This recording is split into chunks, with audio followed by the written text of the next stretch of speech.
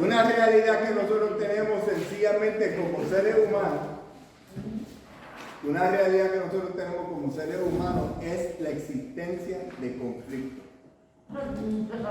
Siempre una persona va a pensar diferente a la de otra en alguna área. Y eso es parte natural. ¿Por qué Caín mató a Abel? Porque había conflicto, porque estaba celoso. Porque la ofrenda de Abel era mejor aceptada que la ofrenda de Caín. Se puso celoso. Y nosotros miramos, por ejemplo, cosas naturales. En mi tierra las cosas se hacen así, pero en la mía se hacen de esta otra manera. Y entonces los dos están correctos. Y automáticamente ocurre un conflicto. Muchas veces vamos a practicar, vamos a hacer ejercicio, pero a uno le gusta la gimnasia y al otro le gustan las pesas. Y el de las pesas quiere llevarse al de la gimnasia a levantar peso y el de la gimnasia quiere llevarse al que levantaba de pesas. Y miramos precisamente en el 1500 y pico, hubo un señor que no le gustaron 96 cosas que estaban ocurriendo dentro de la Iglesia Católica. Escribió esas 96 cosas, las posteó en las puertas del Vaticano y formó la Iglesia Protestante, Martín Lutero. Y Martín Lutero era obispo. Era obispo.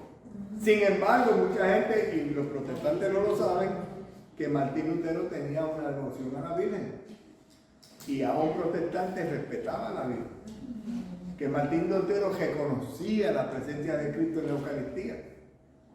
Pero no trajo esas cosas a la iglesia. Fíjense la diferencia. Martín Lutero se opuso a las cosas que estaban ocurriendo en la iglesia y en vez de quedarse para arreglarlas, se fue y empezó su propia iglesia. A alguien no le gustó lo que Martín Lutero estaba haciendo y se fue de la iglesia y formó otra iglesia. A alguien no le gustó lo que este hizo y fue, entonces miles de iglesias que no le gustaron lo que la otra hizo. Sin embargo, dentro de la Iglesia Católica, le voy a dar 4 ejemplos nada más. San Francisco de Asís pensaba que no había una ausencia de humildad en la iglesia. Y San Francisco de Asís trajo la humildad a la iglesia. San Ignacio de Loyola decía que había que traer el orden temporal a la iglesia, o sea que había que hacer profesionales cristianos. Y San Ignacio de Loyola trajo el intelecto social a la iglesia, cosa de que en vez de tener médicos que saben medicina, tienen médicos que saben medicina de la forma cristiana, de la forma católica. En vez de tener abogados que defienden a cuanto pajuato hay, tienen abogados que defienden la ley de una forma cristiana. Y de hecho, la mayor parte de los jesuitas tienen maestría o tienen doctorado y sirven en su capacidad, además de servir en su sacerdocio. Y él trajo el intelecto a la iglesia. Santo Domingo de Guzmán se dio cuenta que no había mucha gente que conocía de la palabra y trajo la palabra de Dios al pueblo. Santa Teresa de Jesús se dio cuenta que hacía falta oración en silencio, de tener esa relación íntima con el Señor a través de la contemplación. Santa Teresa de Jesús trajo la contemplación a la iglesia, en vez de irse y formar otro movimiento fuera de la iglesia. ¿Se dieron cuenta? Entonces lo que yo quiero hablar es que hay conflicto y el conflicto no solamente es real, pero muchas veces es necesario, porque si no hay conflicto no hay progreso. Yo no estoy de acuerdo con la cosa que estamos haciendo aquí ahora mismo. Vamos a hablar de ello. ¿Qué no te gusta? ¿Qué estamos haciendo mal? ¿Y cómo podemos mejorarlo como grupo? Y estos conflictos van a haber. Hay conflictos dentro de los movimientos. Hay conflictos dentro de la iglesia. Hay conflictos entre los movimientos. Incluso hay conflictos entre la iglesia. Lo que yo voy a hablar ahora son diferentes estilos de manejar conflictos. Porque hay unos conflictos que se manejan de una manera y hay otros conflictos que se manejan de otra. Va a haber conflicto. Donde quiera que hayan dos personas juntas, va a haber conflicto, punto. Hay tres cosas en la vida que siempre van a existir, que nunca podemos zafarnos de ellas. Los impuestos. Yo tenía un amigo que decía, maldita sea Abraham Lincoln. Y dice, ¿pero por qué? Porque yo creo que él fue el que inventó la vaina esta de los Lincoln Tax. Pero entonces va a haber impuestos. Va a haber muerte.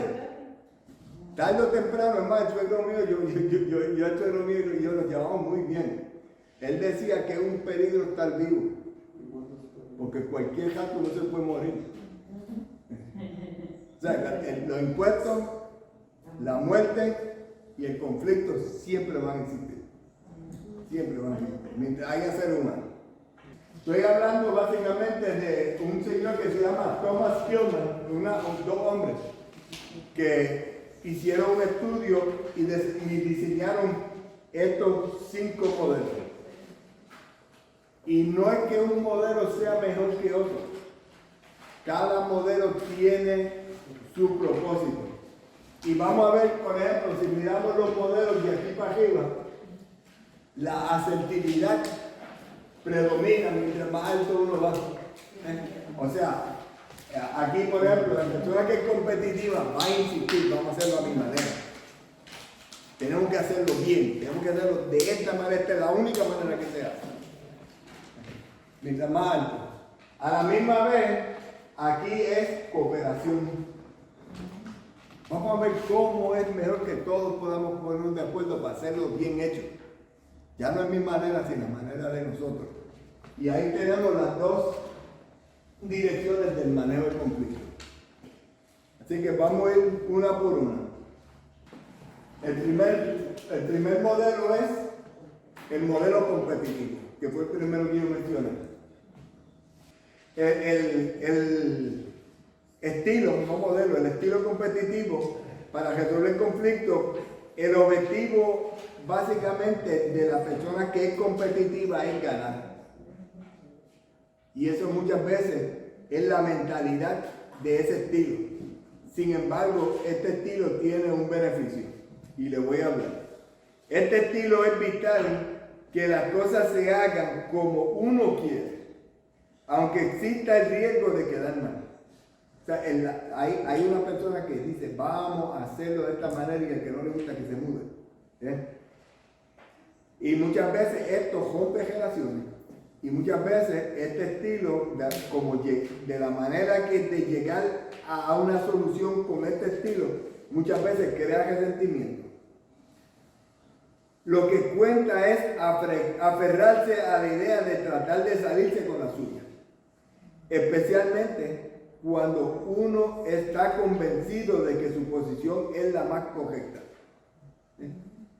Y muchas veces, si el grupo, el ministerio o lo que sea va en la dirección incorrecta y hay una persona que tiene el conocimiento, la capacidad, además de la autoridad, dice, estamos haciendo las cosas mal hechas, vamos a hacerlas de esta manera.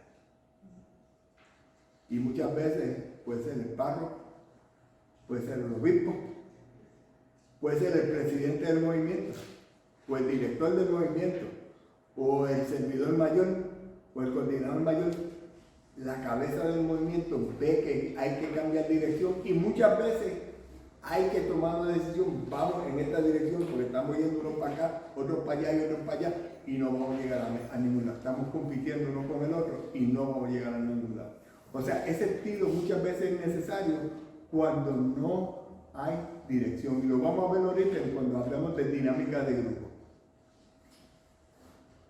Ahora, es importante que, por decirlo así, los seguidores, los hermanos que trabajan en ese ministerio, digan, esta persona tiene autoridad, tiene conocimiento, sabe lo que está haciendo, en realidad estamos fuera de orden, vamos a seguir los pasos al líder.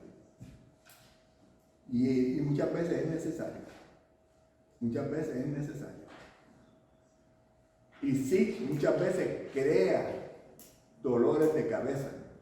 Muchas veces crea resentimiento. Porque hay otro que quiere ser líder. Miren ahora mismo los países. Ahora mismo en Estados Unidos. Hay un presidente que perdió y no quiere aceptar que perdió. Hay otro que ganó y está haciendo las cosas de una manera. Y el otro se está resistiendo. Y ahora mismo este país va al garete. Porque tenemos un candidato a presidente que quiere ser presidente otra vez y otro que quiere hacer las cosas de otra manera. No hay un acuerdo. Precisamente todas las decisiones que se han tratado de tomar en el Congreso de Estados Unidos se han caído en los últimos 4 años, los últimos 4 años y en lo que va de este. No hemos logrado mucho. ¿Por qué? Porque se están siguiendo la contraria uno al otro, se están saboteando uno al otro. Y ese es un conflicto mal manejado. Yo soy mejor que tú, yo soy más inteligente que tú, yo traigo algo mejor que tú. Lo que tú estás ofreciendo no sirve. Y los dos dicen eso y los dos se resisten a lo otro. Y este país no va para ningún lado hasta que no cambie esa actitud. Hasta que no empecemos a amarnos uno a los otros. Porque realmente el odio está acrecentando entre nuestros líderes políticos. Ya no podemos decir que están en desacuerdo en el Congreso, pero cuando se acaba la reunión del Congreso se van a comer a un restaurante. Ya no, ni eso hace.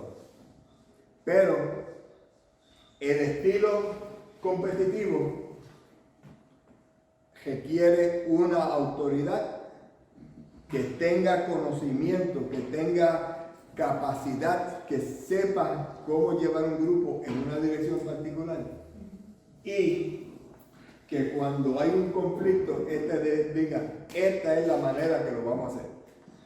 Ahí tiene su lugar. Pero indudablemente, muchas veces, si no se hace bien hecho, si no se hace tomando en consideración todo lo que hablamos en la primera charla, va a haber resentimiento. El que es competitivo tiene que ser competitivo no porque mi modelo es mejor, sino porque yo soy competente y sé cómo se hacen las cosas. En este momento aquí no hay nadie que sepa más que yo en esta área. ¿Te entienden? El otro estilo es el estilo contrario. En este estilo estamos yendo hacia la cooperación, el trabajo juntos, y está el modelo de la persona que es complaciente. Las personas que utilizan el estilo complaciente, que también tiene su lugar, actuamos así cuando estamos más pendientes de los problemas y preocupaciones de los demás que de los nuestros propios. ¿Qué es una manifestación de amor?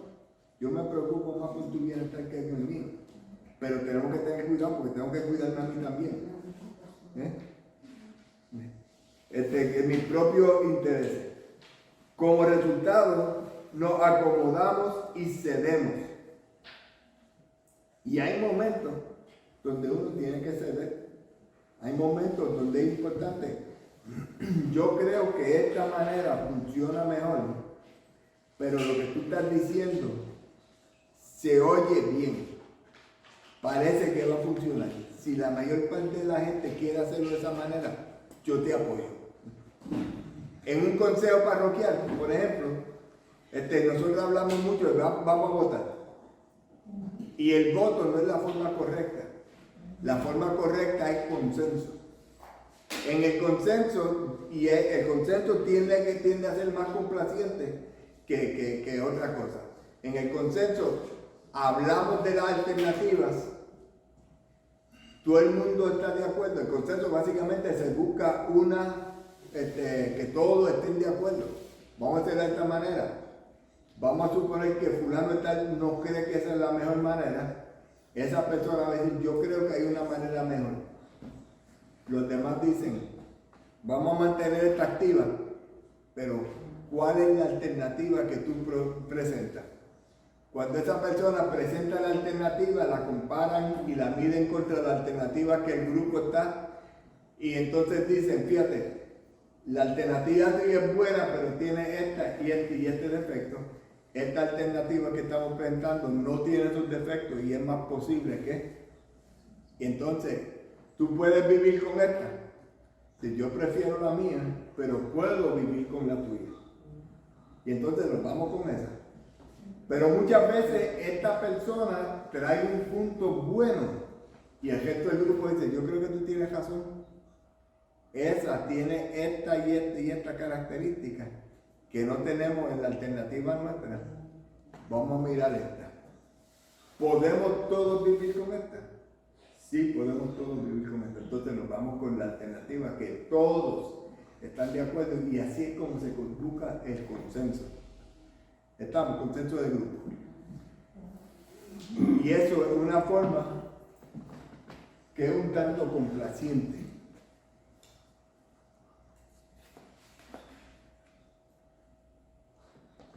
El próximo, ya esa no la expliqué. ¿A quién hay que tratarlo ustedes?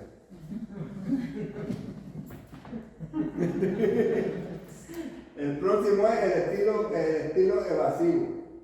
Que hay quien le saque el cuerpo. Yo no quiero problemas. Y si hay problemas, mejor me voy. Yo me acuerdo de Cucabrón, Charitín que tenía. Y la persona evasiva, fíjate que es bajo en estrés, ¿cómo se dice? En asertividad y es baja en cooperación. La persona que es evasiva no se mete en lío. ¿Okay? El estilo evasivo, como pueden imaginar, consiste, déjame ponerlo aquí. El estilo evasivo consiste como pueden imaginar, consiste en actuar de una forma esquiva, que tratan de evitar, de esquivar el conflicto. Quieren que todo el mundo esté contento. Actuamos de forma evasiva cuando consideramos que no es el momento ni el lugar adecuado para tratar, para bregar con un conflicto. Cuando esto sucede, lo aplazamos, damos jodeo o ponemos cualquier pretexto para evitar el conflicto. También cuando nos sentimos en desventaja pensamos que no saldremos beneficiados con el conflicto, que corramos el riesgo de terminar cediendo. Yo no quiero ceder, pero no me gusta lo que están haciendo. Mejor no peleamos. No queremos eso. Los asuntos incómodos y embarazosos también son firmes candidatos al aplazamiento. Y les voy a presentar, por ejemplo, un ejemplo en que es bueno evadir el conflicto. Ahora mismo hay 2 o 3 personas que están insistiendo en esta manera o en aquella, y yo sé que si nos vamos con esta gente, se nos van todos aquellos. Y si nos vamos de esta manera, se nos van todos aquellos. Y sabemos que si nos vamos hay enojo en cualquiera de las 3 alternativas. Y va a deteriorarse la realidad del grupo. Vamos a aplazar el conflicto para otro día. Vamos a pensar un poquito en qué es mejor para todos.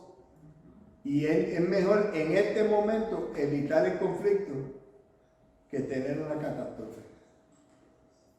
Pues entonces en ese momento es apropiado ser evasivo. Pero siempre tener en mente que el conflicto hay que resolverlo más temprano que tarde. Porque mientras el conflicto esté ahí, yo me acuerdo, yo estaba haciendo una reunión con la gerencia de Digital en Puerto Rico y yo estaba ayudando al facilitador La jefa mía quería que yo estuviera envuelto para yo aprender cómo ser facilitador con grupos de mucha autoridad. Y había este señor que él lo contrataron para hacer ese trabajo, para mediar en el proceso de toma de decisiones de la alta gerencia de la compañía, de la fábrica en Puerto Rico. Y yo estaba ayudándole, aprendiendo. Él y yo tuvimos una conversación donde él me dijo, fíjate, si uno no brega con un conflicto, te termina mordiendo. Por ejemplo, él me dijo, el suegro mío estaba bien enfermo y todos sabíamos que iba a morir pronto. Llegó un momento que murió, como lo esperábamos, y en lo que le hacen la autopsia y hacen esto, y lo ponen en el cementerio y van a pasar 3 días. Eso fue hace mucho tiempo atrás, que se tardaban un poquito más. Yo miré, analicé, vi que había tranquilidad en el ambiente. Yo tenía un ticket para el juego de fútbol y como vi que todo estaba tranquilo, me fui para el juego de fútbol. Mi esposa no me dijo nada. Mi esposa me dijo, vete. 5 años después ocurrió una diferencia entre mi esposa y yo. Y ella estaba guardando en su corazón que yo la abandoné en los momentos donde su papá murió y me fue a ver un juego de fútbol. O sea, ella lo guardó 5 años. Ella evitó el conflicto. Él causó el conflicto. Yo sé que cuando uno le dice a la esposa que va a hacer algo y ella dice, vete, no te vayas, no te vayas, el vete, atrévete. Pero ahí ella evitó el conflicto, él no se dio cuenta y terminaron divorciando. En una situación dentro de la iglesia, podemos tener que queremos hacer un evento y no es el mejor momento. Y esto me pasa a mí muchas veces en el trabajo mío, que si el movimiento tal quiere hacer una actividad, pero ya el movimiento más cual tiene una actividad ese fin de semana y evitan el conflicto, pero después están dando, esta gente sabía que nosotros teníamos una actividad ese día y se llevaron la mitad para allá. Y le voy a decir, Franco, yo metí la pata de una forma bien grande, y lo hice sin querer. Y le voy a dar el ejemplo. Fue una falta mía y lo reconozco. Cuando Genaro se retiró, le hicimos una fiesta de retiro. Y tiramos las puertas por la ventana. Cuando escogimos la fecha, yo no me di cuenta que era la fiesta de Nuestra Señora de la Altagracia. Y en la catedral, todos los años tienen una fiesta para el día de la Altagracia. Y me pasaron por la piedra con toda la razón del mundo. No había manera que yo le pidiera perdón, que me disculpara. Arrepentido, cometí una falta grave. Yo no evité el conflicto. Yo reconocí mi falta y pedí perdón. Pero ya estaba hecho. No podía suspender una cosa para hacer la otra. Me sentí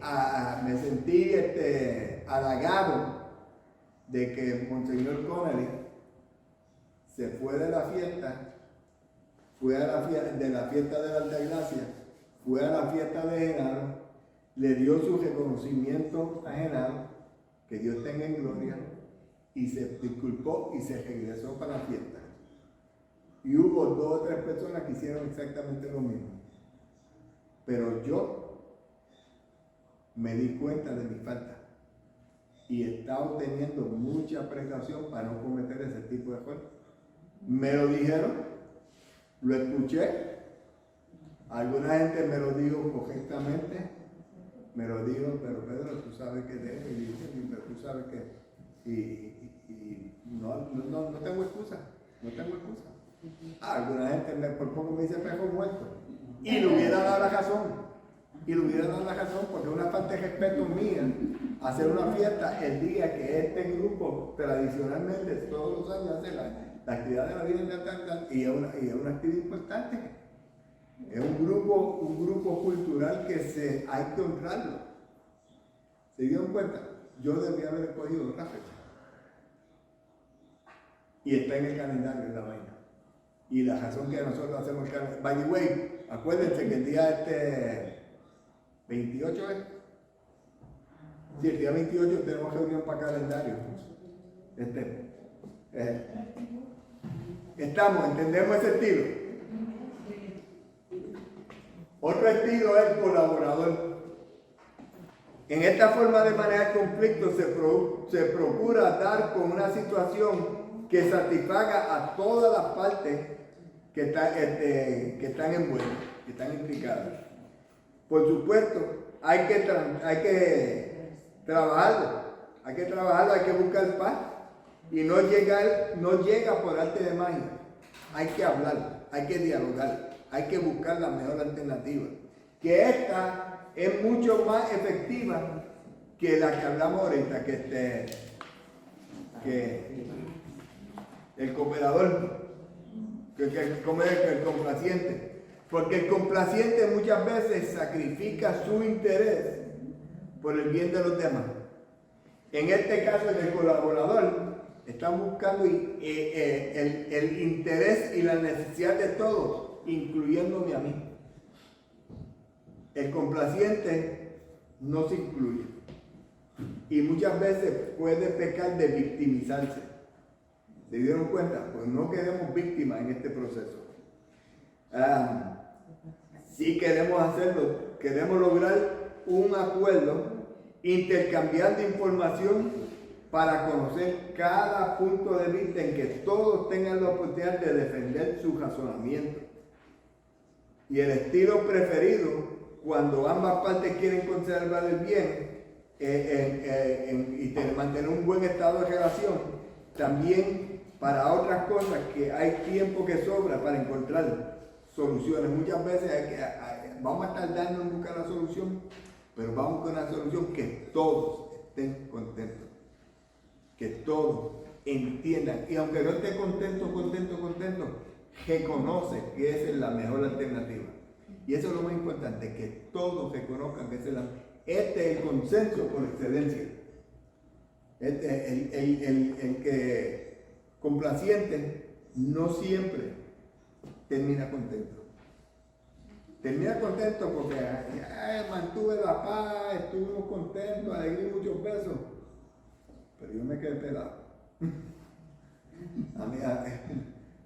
El caso mío se desapareció. ¿Alguna pregunta hasta ahora? ¿Está claro? Claro como el agua, como el chocolate. El otro, el comprometido. Y esta traducción no es necesariamente la mejor. En inglés, compromise. Compromise es, yo doy si tú das. Ahí es un poquito más de negociación. No es que estoy comprometido, es que no encontré una mejor traducción. La palabra en inglés, compromise. Mucha gente piensa que el compromise es compromiso. No, compromise es, yo cedo, pero tú tienes que ceder. Es dando y dando. Yo voy a perder un poquito, pero tú vas a perder otro poquito. Y así los dos ganamos. ¿Se dieron cuenta de eso? Así que pueden poner la palabra compromise, donde dice comprometido, que es la palabra más correcta.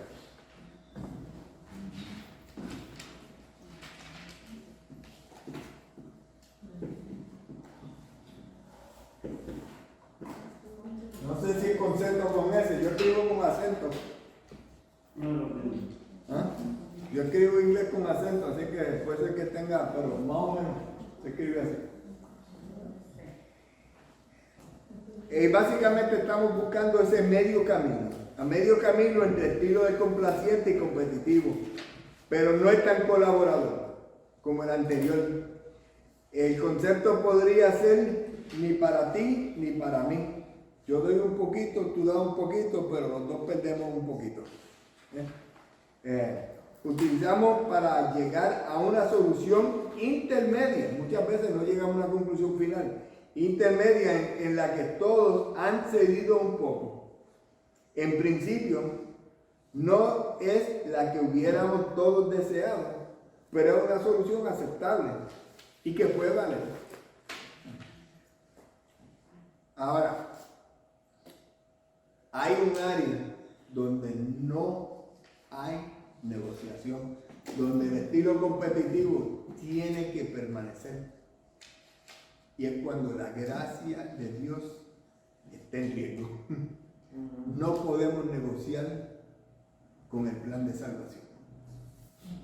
Cuando Cristo dice, vamos de esta manera para allá, vamos de esa manera para allá. Y tenemos que tener claro que debemos ser completamente bien obedientes a la palabra de Dios. La palabra de Dios no se negocia. No puede haber conflicto. La palabra de Dios es la palabra de Dios. La palabra de Dios es viva y eficaz como espada de doble filo que penetra hasta lo más profundo, que llega hasta el tuétano y desenmascara todos los aspectos de la vida, para asegurarnos que se usa para corregir, para señalar, para formar, para educar.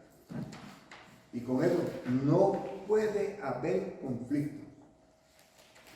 ¿Estamos? Y le voy a presentar que en la Biblia hay conflicto. En la Biblia hay conflicto. El primer conflicto se lo mencioné ahorita, cuando Lot y Abraham, la gente de ellos empezaron a pelear.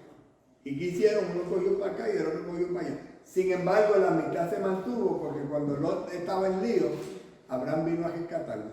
Y los de Abraham, que pelearon con los de Lot, colaboraron en el rescate. Precisamente la lectura de este fin de semana en la misa es un buen ejemplo. Santiago y Juan se le acercan a Jesús y le dicen, queremos que tú hagas algo que te vamos a pedir. ¿Qué quieren que haga? Que cuando estés en tu gloria, uno de nosotros se sienta a la izquierda y el otro a la derecha tuya. Y los demás apóstoles estaban acá. ¿Verdad que se creen esto? ¿Que se creen el titán de la llanura? ¿Se creen que son más importantes que todos nosotros? Mira, Juan quiere ser el primero. Mira dónde se quiere presentar Santiago. Si llegan a ser boricuas, se forman. Sin embargo, ¿qué fue lo que le dijo Jesús?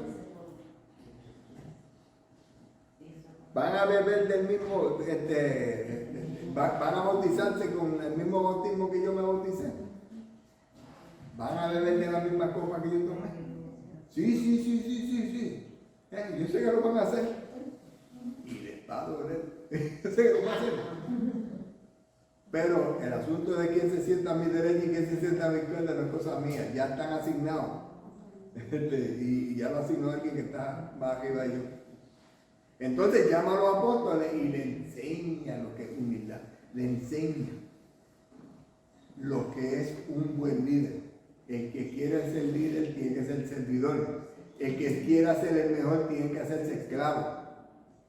Eso no es común para nosotros. Nosotros no estamos acostumbrados. Nosotros en la sociedad de nosotros no nos enseñan eso.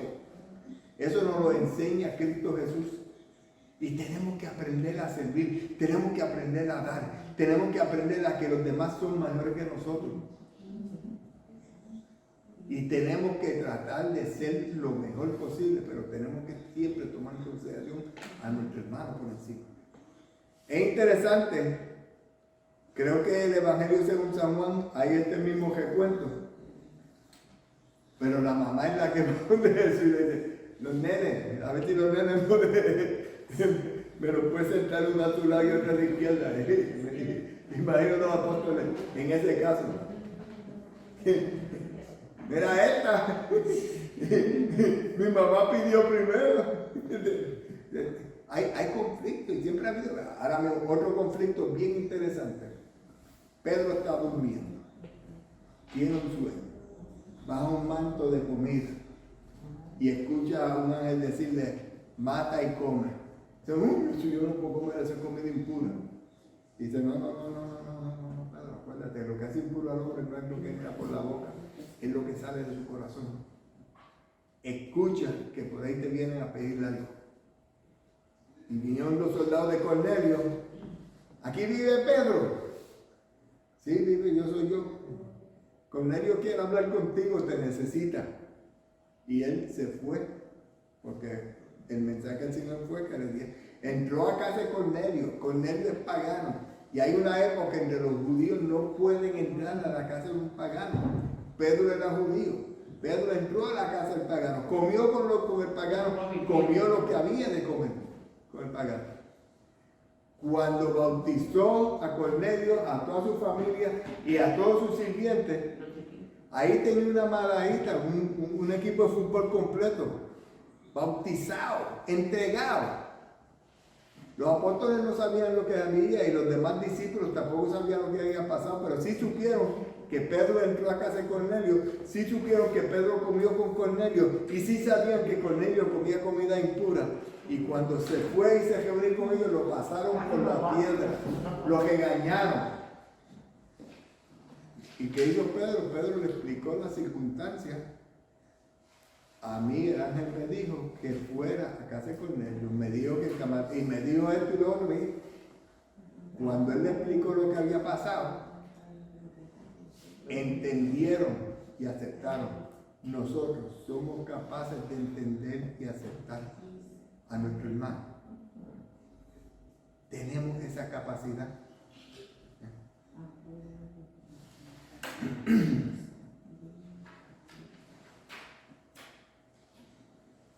Este es uno de los temas que tenemos que tener bien claro en nuestra mente. Y ya yo le hablé de eso. Hay 5 estilos para resolver conflictos. Los creadores de este modelo afirman que el estilo más utilizado es el de colaborador. Y el de colaborador es que sí pasan trabajo, hablan, buscan alternativas, pero toda la decisión beneficia a todos, nadie pierde. El segundo es complaciente. El complaciente siempre pierde un poquito, pero está contento porque Dios. En el tercer lugar es competitivo, porque muchas veces un líder tiene que tener esa autoridad de decir, vamos a hacerlo de esta manera. Especialmente cuando el grupo está al garete. Alguien tiene que dar dirección. El comprometido y evasivo, como los jueces, son el último lugar. Con la particularidad de que el estilo competitivo se utiliza cada vez más a medida que escalamos la pirámide. O sea, mientras más alta en la jerarquía están, más competitivo se hace.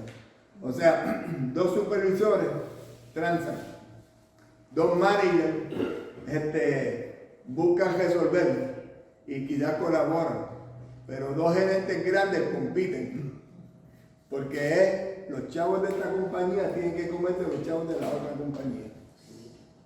¿Se fijaron? En la iglesia hay veces que hay que ser drástico cuando es para el bien común. Un ejemplo, había en un momento dado en México una persecución increíble contra los católicos, no solamente contra los cristianos, contra los católicos. Y estaban matando sacerdotes, estaban matando monjas, estaban matando monaguillos. Tuvieron que hacer un ejército para defenderse contra el gobierno, porque lo estaban matando, eran gobernantes, eran alcaldes, eran gobernadores. Tuvieron que hacer un ejército y el ejército se le llamó los cristeros, bajo la bandera de Viva Cristo Rey. Y ese ejército tuvo que luchar militarmente contra el gobierno para evitar la matanza. Había un conflicto horrible y hubo que bregar de una manera competitiva. ¿Es bueno que matemos? Definitivamente no. Pero tenemos que parar que nos maten, que nos maten los nuestros. Y era una necesidad justificable o no justificable, eso que Dios juzgue. Pero hay conflictos de esa manera. ¿Hay alguna pregunta? ¿Comentario?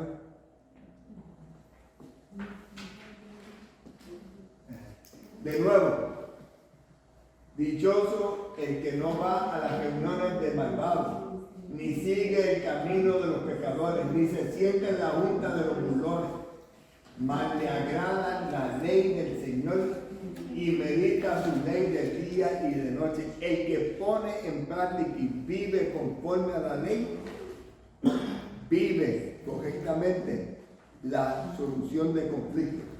Es como el árbol plantado junto al río que da fruto a su tiempo y tiene su follaje siempre verde. Todo lo que hace le resulta. Este es el Salmo 1. Y yo me acuerdo cuando yo me criaba, y quizás ustedes pueden presumir, cuando yo me criaba yo era un charlatán. Ahora no soy tanto. Y yo me sentaba en el banco de los burlones. Y yo me sentaba a burlarme de todo el que pasaba. Ahora pues hago chistes, pero no me burlo de nadie. Y un día de esto voy a poder ver cuenta, no se apuren, estoy trabajando en eso.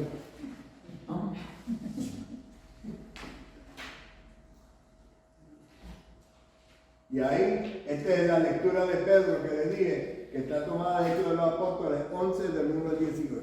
Si quieren apuntarlo. Está en el libro.